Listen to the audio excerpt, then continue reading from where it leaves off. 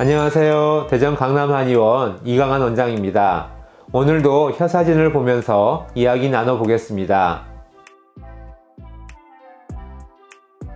특별한 외상이나 염증이 없는데도 혀가 화끈거리고 아픈 구강자결감 증후군은 성별과 나이를 가리지 않고 누구에게나 생길 수 있습니다. 하지만 신체의 변화가 커지는 갱년기 이후에 환자분들의 수가 크게 늘어나고 환자분의 나이가 고령에 가까울수록 발병 위험이 더 높아지는데요. 심한 경우에는 혀통증 때문에 음식 맛을 제대로 못 느끼거나 아예 식사를 못하게 됩니다. 그러다 보니 기력도 점점 약해지고 일상생활이 너무 힘들어서 우울감과 좌절감도 커지고 잠을 제대로 못 자다 보니 불면증까지 생길 수 있습니다. 구강자결감 증후군은 대개 몸 안의 허열이 위로 올라와 혀와 입안을 말리는 구강건조증에서 시작됩니다. 혀를 보면 열이 몸의 어느 장부에서 생겼는지 알 수 있는데요. 이렇게 혀를 보고 진찰하는 것을 설진이라고 합니다. 이 혀사진의 경우 혀끝과 혀 가운데 부분에서 단서들을 찾을 수 있습니다. 우선 혀에서 심장의 상태를 보여주는 혀끝 3분의 1 부분을 보시면 가운데가 움푹 함몰되어 있는 것을 볼 수 있는데요. 이것은 심장이 오랜 기간 동안 과로했다는 것을 알려주는 것이고요. 혀끝이 붉게 보이는 것도 심장에 열이 있을 때 나타나는 증상으로 두 가지를 조합하면 심장에 오랜 기간 과로로 인한 허열이 있다는 것을 유추할 수 있습니다.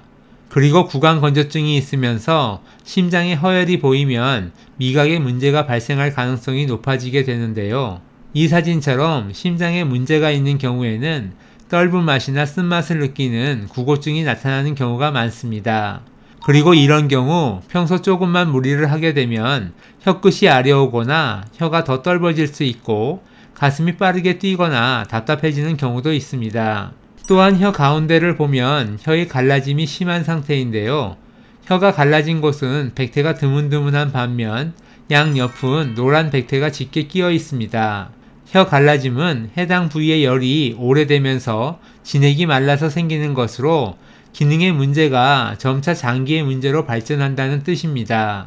그래서 이 사진 같은 경우 실제적인 만성위염이 있고 병이 위중할 가능성이 높습니다. 따라서 오늘 보신 케이스에서는 과열된 심장의 부담을 줄여줘서 열을 내리고 위장의 기운을 보충해주는 치료를 해야 혀통증을 개선시킬 수 있습니다.